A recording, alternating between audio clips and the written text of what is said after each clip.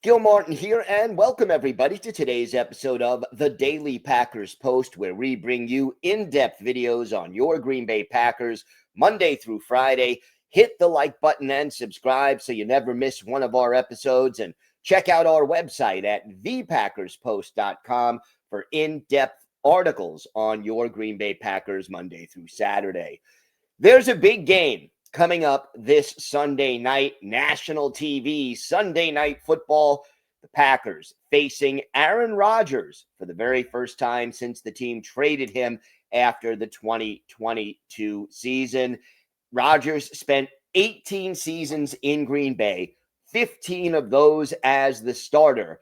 And really, he's going into the Hall of Fame when his career is over because of what he did in Green Bay. And look, Rodgers was drafted in the first round back in 2005, and the Packers selected him even though they already had Brett Favre, a future Hall of Famer, on their roster. By 2008, after Favre retired, unretired, the Packers finally traded him and handed Rodgers the reins.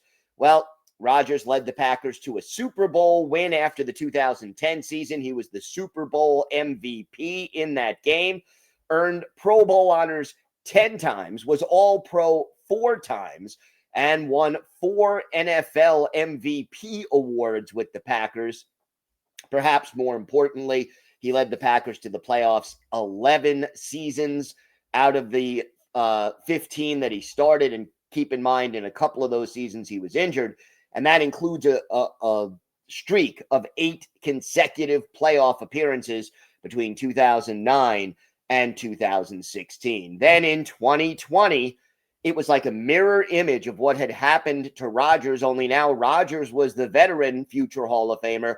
The Packers select Jordan Love in the first round. And Love, just like Rodgers, ended up being the backup for 3 seasons before the Packers traded Rodgers to the New York Jets, the same team they traded Brett Favre to. And unfortunately, the relationship between Aaron Rodgers and the Packers front office kind of soured after the team drafted Love. Obviously, Rodgers wasn't happy about that, and he started to demand reworking his contract, started to demand input into player personnel decisions. The Packers did bring in guys like Randall Cobb, brought in some players that Rodgers had wanted, but the relationship between the front office and the quarterback never really got back on track fully. And in his final season in Green Bay, 2022, Rodgers plays with a broken thumb for most of the year. His effectiveness was greatly reduced, and eventually the relationship between Rodgers and the team soured to the point where they moved on. They thought Jordan Love was ready, and indeed, they were right about that. Now, Matt LaFleur addressed the media, and basically he's trying to prevent any bulletin board material. Doesn't need to give Rodgers any extra incentive. So LaFleur on Monday saying, we're playing the Pittsburgh Steelers, who happen to have Aaron Rodgers. Wednesday, he adds, he looks like he can still do anything. What's surprising for such an old man, he said with a little grin there, he's still moving around pretty good, and we've seen it in multiple games. And he basically showed Rodgers a lot of respect. He said it's really, really difficult. The best way to beat a quarterback is to get him on his back. Like I tell our guys all the time, it's hard to throw when you're on your back. Our pass rush is going to have to be on point, and we'll have to do some things in terms of our coverages. And sometimes you have to hit in terms of what they're calling versus what you're calling. And hopefully he has to hold the ball a little longer than he'd like, and you could win a matchup up front. Obviously, Rodgers, as a veteran, has seen almost anything defenses can throw on him, and he's very good at releasing the ball quickly. So one important matchup coming up will be Jeff Hafley against Aaron Rodgers and the Packers pass rush against the Steelers offensive line. Rodgers, the Packers defense tends to want to force quick, short passes by the opposition to prevent splash plays. Then they rally to the ball. But Rodgers is one of the few quarterbacks who can actually lead a team consistently on long drives by throwing those short, quick release passes, because he does tend to keep mistakes to a minimum. Now, as for Rodgers, he's ready to go and excited, but he's also trying to avoid controversy. He basically outright said, I don't have any animosity toward the organization. Obviously, I wish that things had been better in our last year there, but I have a great relationship with a lot of people still in that organization. This is not a revenge game for me. I'm just excited to see some of those guys and be here on Sunday Night Football again. And then he added, absence makes the heart grow fonder, maybe, saying that time has healed some of the tension between he and the Packers organization. Then there's Jordan Love. Love is going to be facing the guy he's been compared to since day one. How many articles, how many comparisons during games have we seen?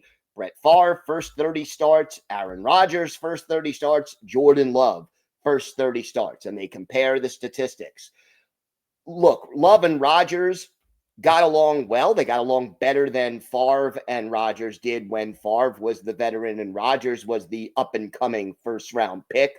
But the bottom line is that Jordan Love has to know that beating Aaron Rodgers would be a big step forward in his legacy, but the ultimate thing he needs to do to cement his own legacy in Green Bay is to win a Super Bowl. And the next obstacle in that quest is beating Aaron Rodgers and the Pittsburgh Steelers. So national TV, big revenge game, excitement. Going to be a thrilling one this Sunday night in Pittsburgh. Too bad this game isn't at Lambeau Field. It would add even more juice, and it would be interesting to see how the fans would react to Aaron Rodgers. And I think there is less anger between fans and Rodgers than there were between the fans and Favre, in part because Favre ended up in Minnesota playing for the division rival Vikings, while, the Steelers and the Packers, not exactly rivals. And the fact that they're playing each other is almost by chance this year. It's 1 out of every 4 years that you face 1 out of every 3 years that you face the opposite, division. So whether it's East, West, Central, South, so once every 4 years. This happened to be the year that the Packers are facing the AFC North, and as a result, they get to face the Steelers and Rodgers. The only other way they would face them is if they meet again in the Super Bowl. We'll see if that could happen, and boy, would that be full of drama. Don't forget to hit the like button and subscribe so you never miss an episode of the Daily Packers Post.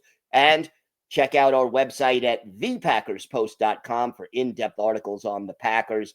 I'm Gil Martin. Have a great day, everybody. Thanks for watching. Stay safe. And, of course, go Pack Go.